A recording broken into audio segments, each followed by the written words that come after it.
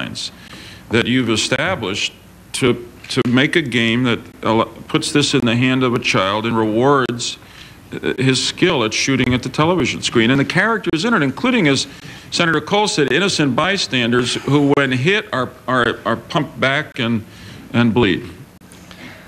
Senator, we rely on the Independent Rating Council to help us make those decisions because we at corporate are not psychologists, we're not sociologists, we do not understand the detail of that research that was discussed at the first panel. We rely on experts to help make those decisions.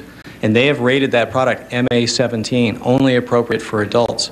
I may also point out that Sega produces product for a rapid-fire machine gun that uses the same technology, to our understanding, with several games available, and they have no rating on that product to suggest that product's for adults. Nintendo produces that, you're saying? Yes. Yeah. So it's a similar device. It's a bazooka rather than a handgun. And what is the game is that for a video game? Mr. Lincoln, do you want to? This is a thing that comes with the, or can be purchased with the Super NES. It obviously doesn't quite look like what you've got in your hands. It's called the Super Scope. The gun that you have in your hand is called the Justifier. I think that this game is a target shoot. This device is for target shooting and whatnot. You know, I guess I'd rest my case with the fact that we're not putting the name Justifier on it. And the game that you're speaking of, Lethal Enforcer, let me tell you that that game was initially rejected by Nintendo. We told the licensee that we would not allow that game on the market. Right. We told him that he would told it that they would have to take off the word Justifier, and we made a number of substantial changes to it.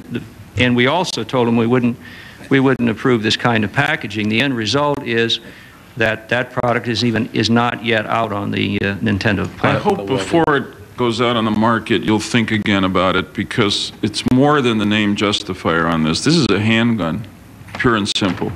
And no matter what the name is on it, putting it in the hands of a kid just gives them the wrong idea. As I must say, to me that looks like a weapon, and not like a high-tech implement of any kind. It looks like an assault weapon of some kind.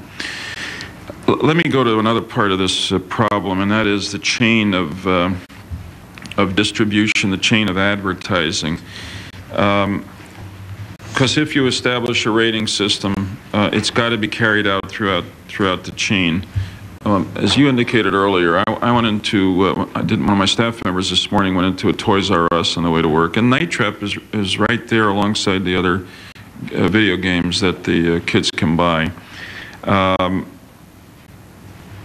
want to show you two examples that deal with advertising. The first is this Toys R Us circular, and if you can see it, I think you'll see, Mr. White, in that case, that the ratings on Mortal Kombat are not visible. They've been covered over.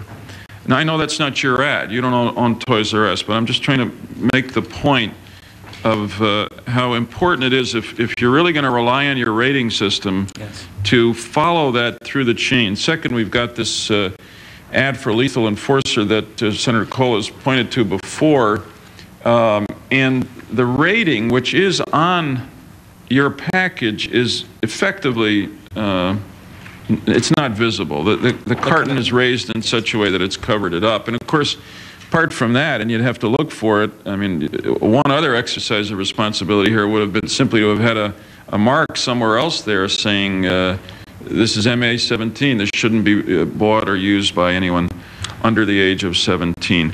So my question is this.